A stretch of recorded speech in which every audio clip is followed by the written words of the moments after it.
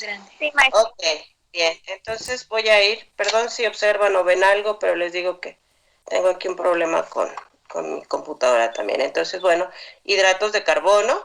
¿Qué son los hidratos de carbono? El término correcto, chicos, que debemos utilizar para denominar a estas macronutrimentos es el de hidratos de carbono, no el de carbohidratos. ¿Por qué son hidratos de carbono?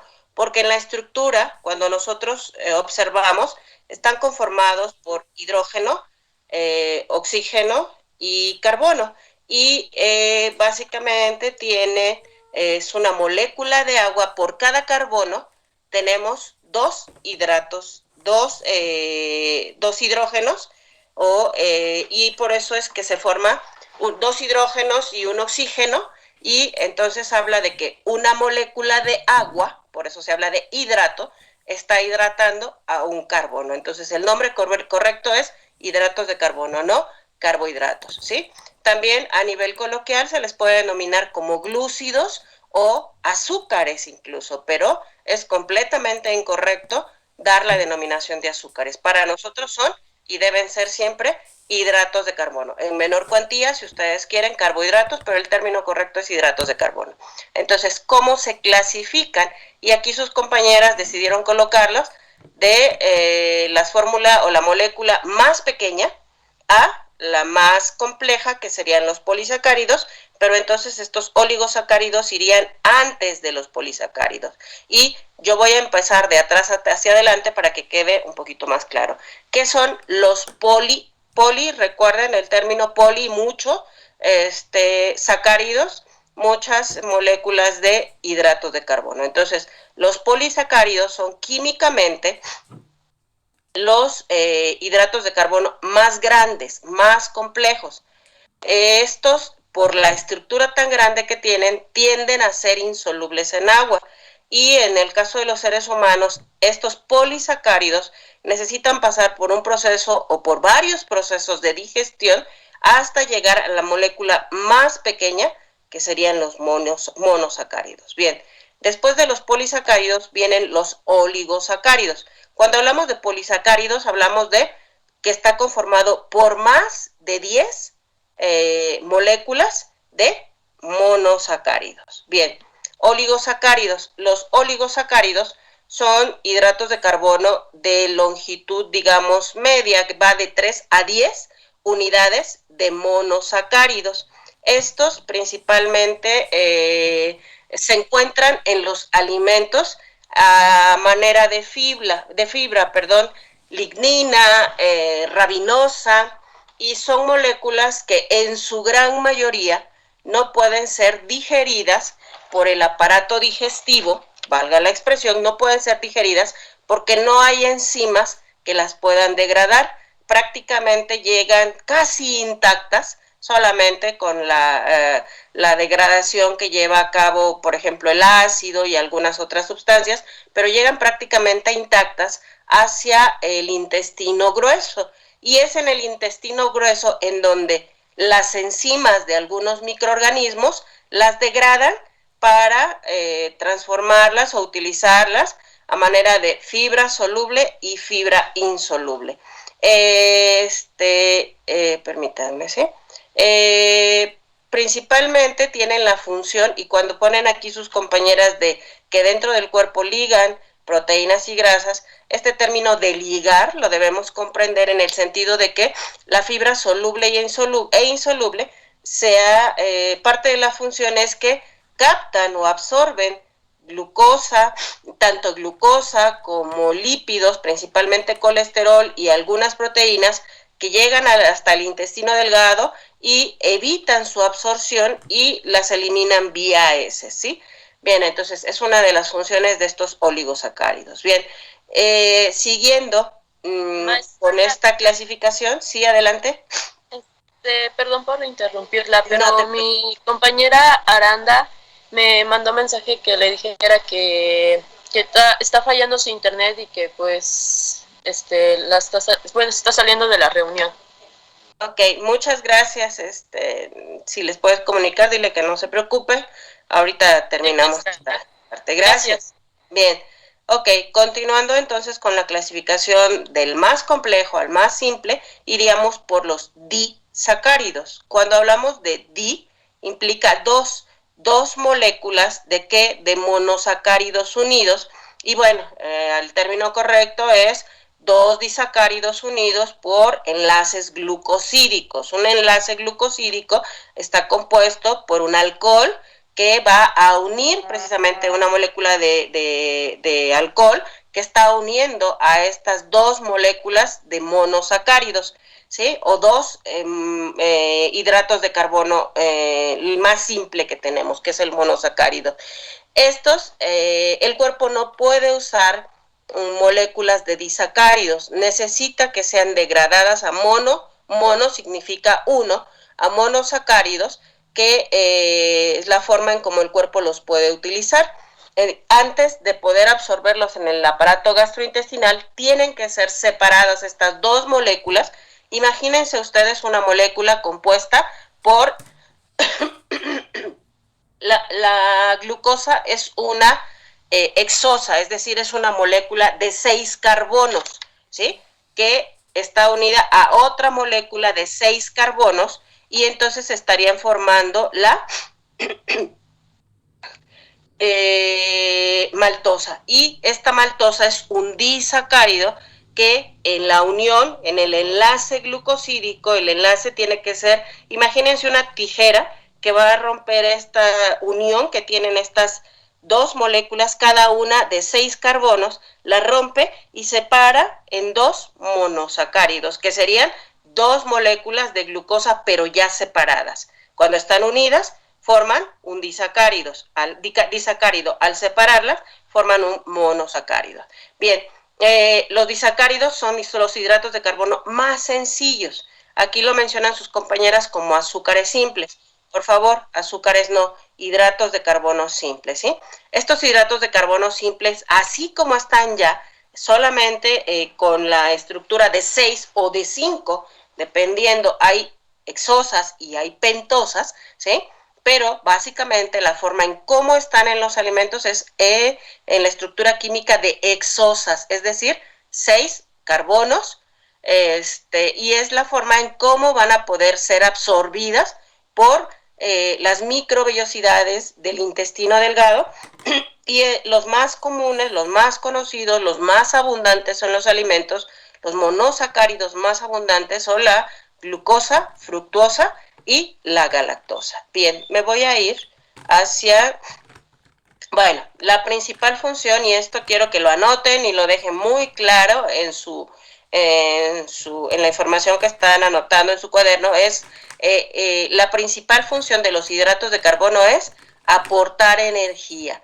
La principal fuente de energía para todas las funciones vitales, incluyendo el funcionamiento del sistema nervioso, son hidratos de carbono, especialmente glucosa. ¿Cuánta energía nos proporciona un gramo de hidrato de carbono? 4 kilocalorías. Entonces, si la función principal es el aportar energía, tienen por lo tanto que ser los alimentos que aportan hidratos de carbono los más abundantes en la dieta.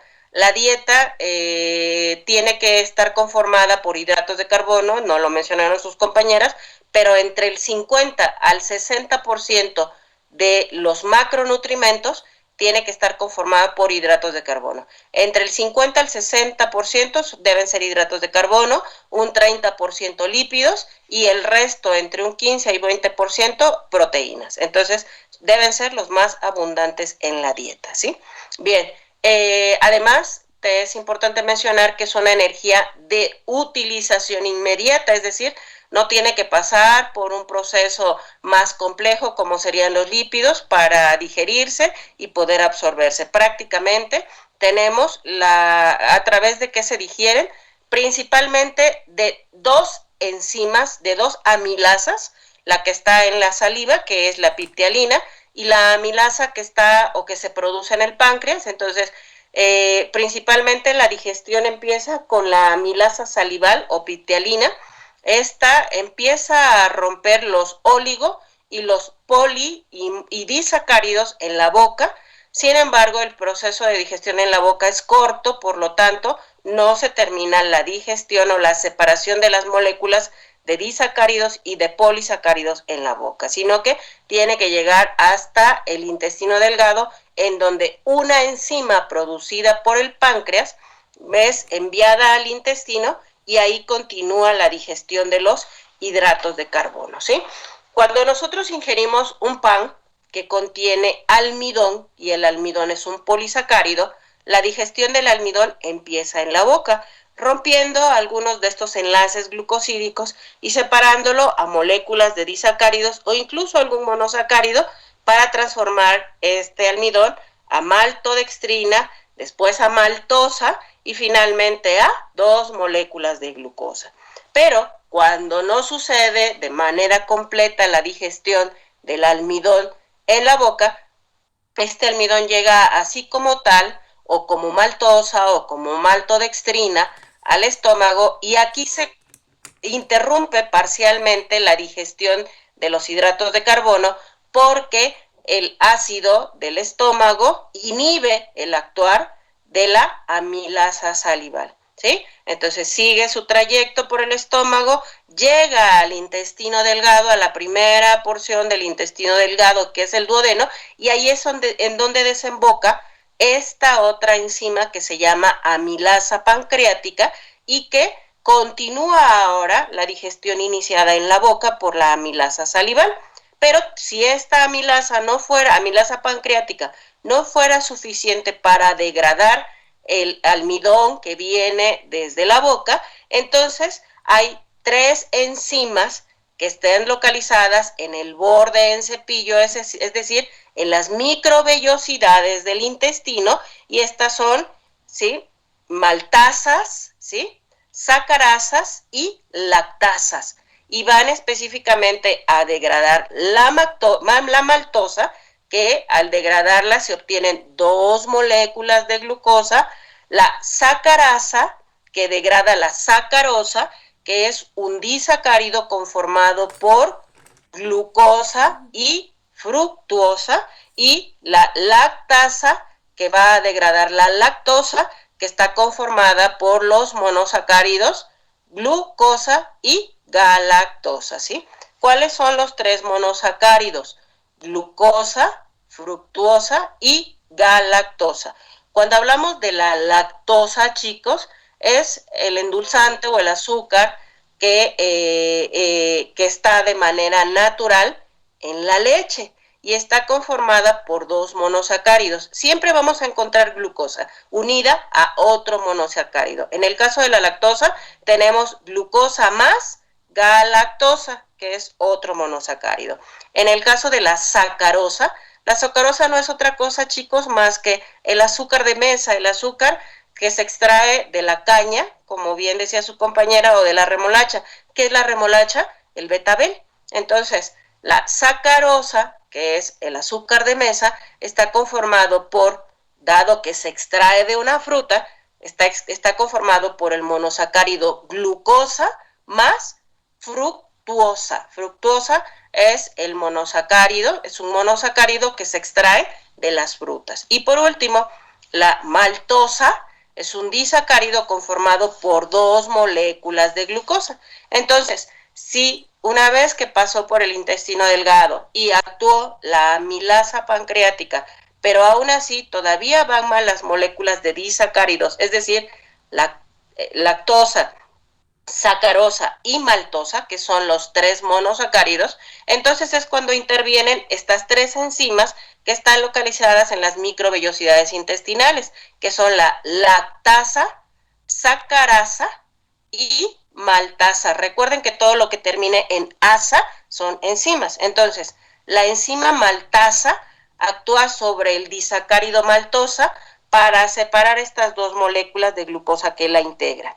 La enzima sacarasa actúa sobre la sacarosa, que es el disacárido, que está conformado por glucosa y fructosa, separando estos 2 monosacáridos, glucosa y fructosa. Y la lactasa es la enzima que actúa sobre la lactosa, que está conformado por una molécula de glucosa y una molécula de galactosa, y separa la galactosa y la glucosa, y entonces sí, a manera de glucosa, fructuosa y galactosa, el intestino delgado, las microvellosidades, ya pueden absorber estos 3 monosacáridos, pero actuaron al menos aquí 5 enzimas distintas.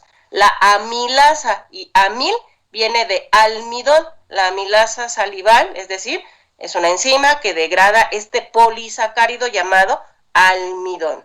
Después, la amilasa pancreática la produce el páncreas, que recuerden que es un órgano accesorio del aparato digestivo, la produce el páncreas y la envía al intestino delgado, al duodeno y al yeyuno, para que ahí continúe actuando sobre el almidón o sobre la maltodextrina para separarlo en disacáridos. Si aún con todo el actuar de estas 2 enzimas no se han separado a monosacáridos, es cuando entran en función las enzimas que se encuentran en estas microvellosidades, que son les decía yo, la sacarasa, la lactasa y la maltasa. ¿Sí, chicos? Bien. ¿Cuáles son los disacáridos, polisacáridos más abundantes en los alimentos? El almidón y el glucógeno. ¿En dónde está el glucógeno? Especialmente en productos de origen animal, pero básicamente el glucógeno es la forma en cómo el hidrato de carbono se va a almacenar, los hidratos de carbono se van a almacenar en nuestro cuerpo. ¿En dónde se almacenan?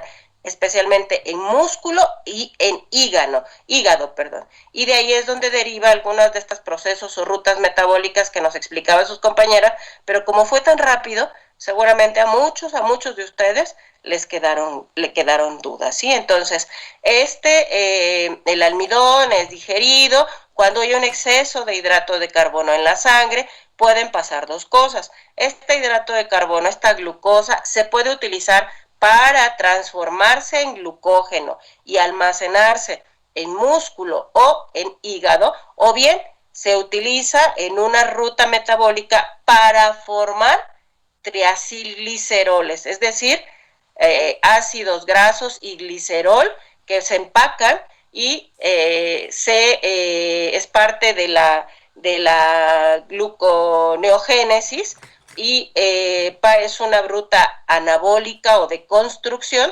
para almacenar ciertas reservas de energía, pero ya no como glucosa, sino como grasa en forma de triacilgliceroles. Bien, chicos, ya nada más tenemos 10 minutos. Bien, una vez que los hidratos de carbono son degradados o digeridos a nivel del intestino, tienen que ser transportados a la sangre, y este transporte se da de manera especial, permítanme, a nivel de arterias. ¿Sí? Permítanme, déjenme compartir yo, chicos.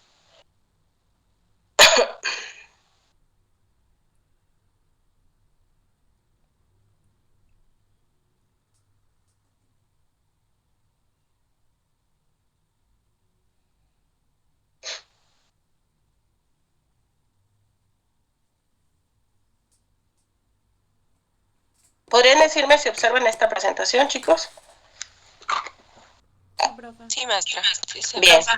De todos modos, la siguiente clase voy a explicar más en detalle